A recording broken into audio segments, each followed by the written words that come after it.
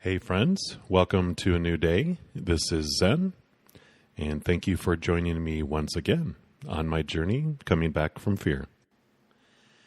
Today's episode is episode 7, and we continue our adventure, taking more episodes, stepping through inquiry into a common fear. So far, we've talked about the fear of disappointing our parents or guardians, those who we feel are in authority over us, as well as our fears of letting down our friends and siblings. Today's fear is going to focus on what happens to us when we find someone we think is the nuclear bomb of bomb diggities, that chosen one that we have been told we would find and who would complete us. There was this sweet older lady who was getting married for the 4th time, and at the wedding reception, one of her distant cousins, who hadn't been in touch for many years, was chatting with her. "I had heard that this is your 4th marriage, cousin," she asked the bride. "Oh, yes. This will be my last one, though," she replied. "Oh, I see. Do you mind if I ask you a bit of a personal question?" she asked the bride. "Not at all. Ask away." "Okay, well, correct me if I misheard this. But your first husband was a banker. The second one was a Hollywood director. The last one was a pastor. And your new husband is a mortician?" And the bride nodded her head in agreement. "Those are interesting choices," the cousin stated as more of a question, to which her cousin replied, "Well, 1 was for the money, 2 was for the show, 3 was to get ready, and 4 is to go." I know I always laugh at my jokes. But we are taught to look outside of ourselves for our contentment and wholeness, and one area that is emphasized is finding that one that is going to complete our lives. We are flooded with that belief in books, movies, religions, and throughout our society. It's a wonderful part of our journey and a source of a large amount of our fears. The book Course in Miracles suggests that relationships were designed to teach us unconditional love and patience. And I think we would have to agree. All the external things are designed to disappoint us and turn us inward to the powerful, unconditional love that lives within us. We are born with a hole in our heart the size of God. And I think we've heard that probably all before. But trying to fill a crater with a pebble doesn't fill the void. It actually makes us realize how empty we feel. The pebble may seem big and fulfilling when it's right there in front of our eyes, but when we throw it in, the pebble becomes very small, and we see that it doesn't make us whole at all. As we become old enough to have romantic or sexual desires, then we move into another realm of acceptability, trying to find the perfect one who we will make happy and who will complete us. We're mesmerized when we meet them, and we're attracted, to this new individual. We are amazed with who they are, and we look past all our conditional love laws, at least for a moment. But the more time we spend with someone, subtly our expectations begin to rise. Our conditional love laws start to build their insistence on being obeyed, and disappointment swells. When we first meet our significant others, they are amazing because we have 0 expectations on them. Everything they do is extra. We weren't expecting to meet them, so boom, our heart leaps when they do come into our lives. But as we step through the different levels of labeling our relationship, new expectations rise until it becomes exhausting just to meet the roles of who someone should be when they are my boyfriend or my girlfriend, or when they're my fiance, or when they're my husband. All these expectations change. But they didn't change. Our expectations of them did.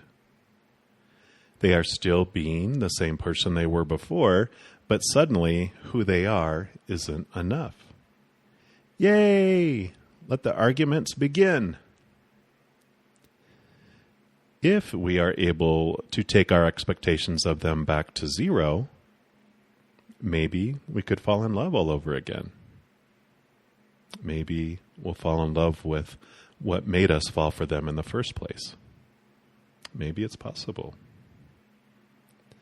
When we can't let go of our conditional love laws and keep trying to make each other be who we want them to be, eventually one of us gets tired of the battles, and then we get to experience the heartache of breaking up, or taking a break, or separating, or divorcing. I believe that the feeling of heartbreak, where it feels like someone is grabbing our heart and squeezing it to death, is fear grabbing a hold of us, that fight or flight kicking in. We fear what the Tyrannosaurus X, or the Tyrannosaurus X, will do to us, and what their actions mean about us. And what if they spread their lies about us to everyone else, ruining our chance of finding the real one that will complete us? Because obviously, this one was an imposter. We fear what rejection means about who we are, and we fear that the rejection will spread. During a conference, a friend of mine was pleasantly surprised to be seated next to a very handsome man. They flirted casually through dinner and then grew restless as the presenters gave their speeches. And during one of the particularly long-winded lectures, the new friend sitting next to her, drew a little number sign on a cocktail napkin. My friend was so excited and wrote down their phone number. Looking a bit startled for a moment, the man drew another number sign, but this time he added an X to the upper left-hand corner. Ouch. That's gotta hurt. Or does it gotta hurt? Could heartbreak be a choice too? Could it be that we are taught that certain things are supposed to hurt us, supposed to embarrass us, supposed to mean something about us? And what if I chose not to let it bother me? What if I learned to change my habits of defining myself by the external and become solidly grounded in who I am on the inside? A powerful, supernatural being made of unconditional love.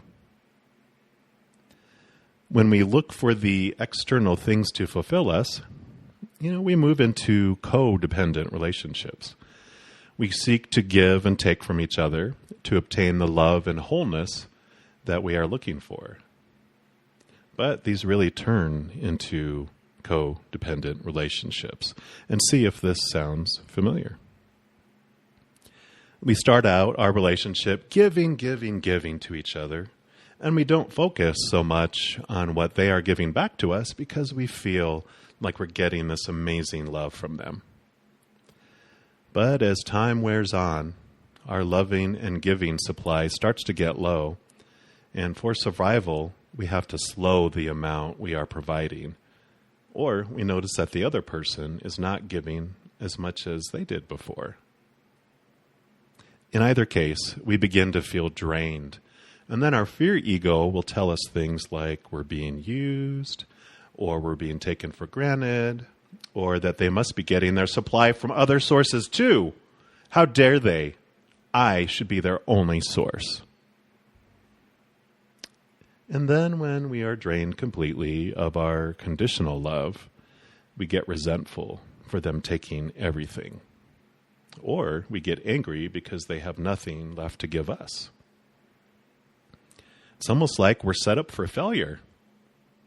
And I believe it is part of the design. Looking for another person to fulfill us with something that can never please us.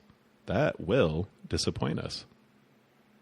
But then we return home to inside us for the best unconditional love we can ever find. I read in a book once where there was a comparison of our search for a mate related to seeking food outside our home. We have this amazing gourmet kitchen full of an endless supply of delicious, healthy food and anything we could ever want. But we hear about pizza delivery. What? I can get more food outside of myself? We don't hear the warnings of the lack of nutrients or the impact of processed foods and the greasiness of it. And we begin to order food outside of our home. At first, we don't get too worried about not being able to have it because we remember that we have our own amazing kitchen right here. But something happens. A fear rises, and we think that someone is going to steal our pizza. Or they might deliver it to the wrong house. I paid for that. Why does someone else get to have it? But when we can calm ourselves, and when we wander back into our own kitchen, to our own cupboards and refrigerator, we realize, wow, I have everything I could ever want right here, right now.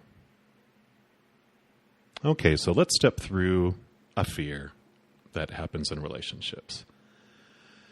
When someone breaks their promise to choose only me, well, my fight or flight kicks in.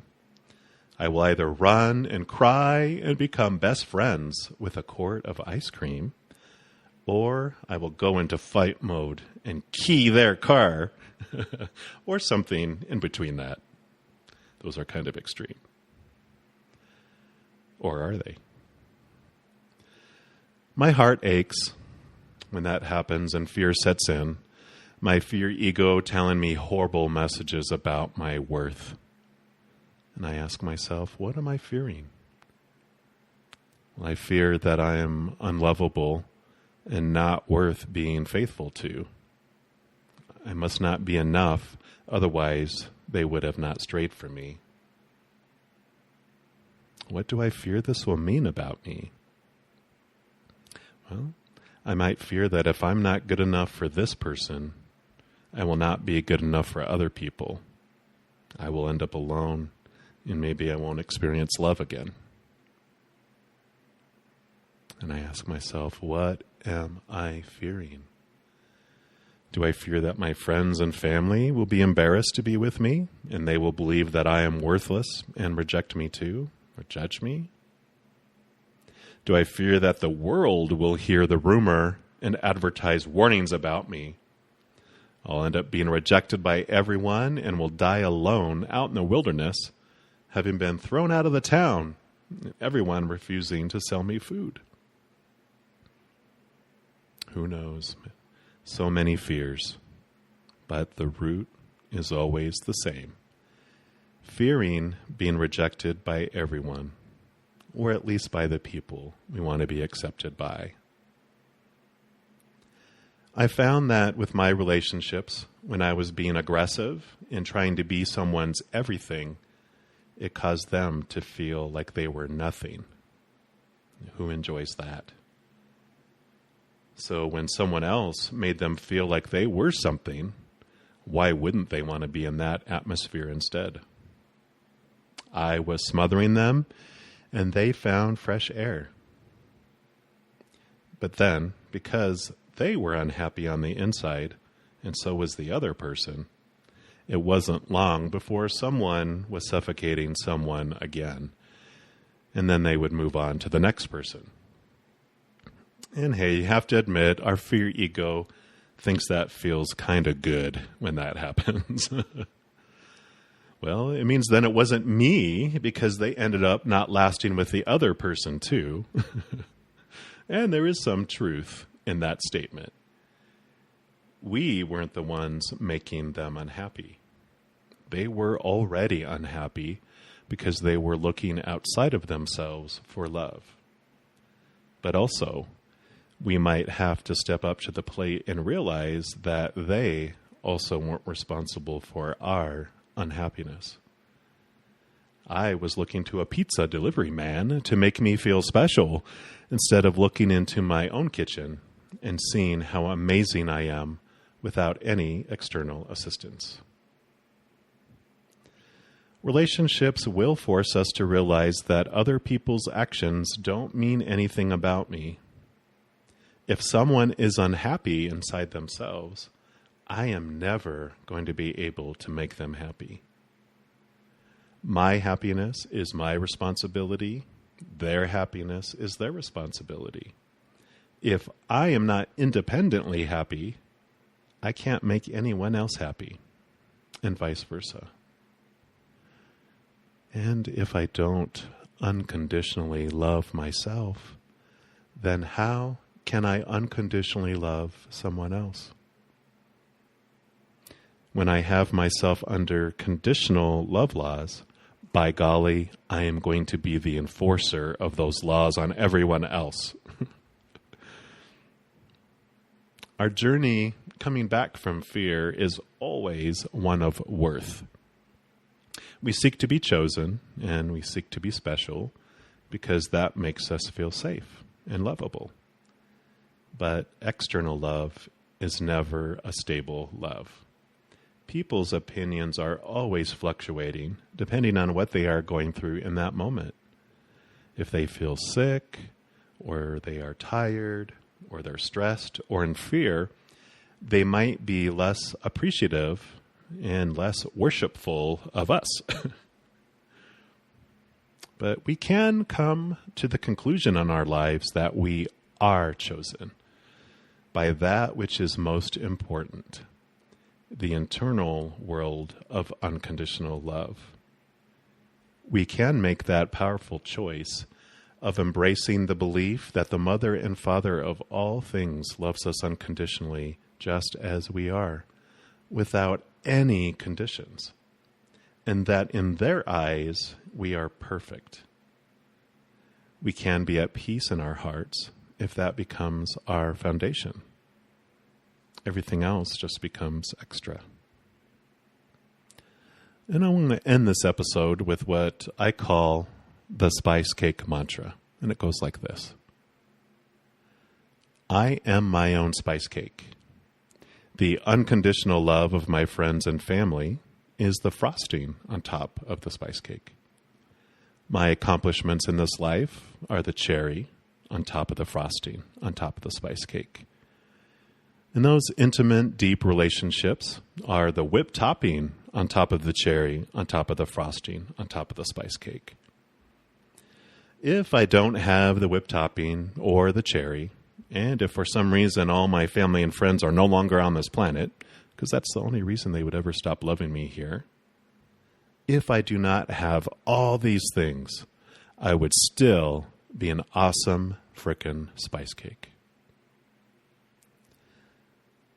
So if you feel heartbroken today, step back into your awesome kitchen and whip yourself up an awesome spice cake. Every moment is of unconditional love or the fear of losing conditional love. Remember who you are.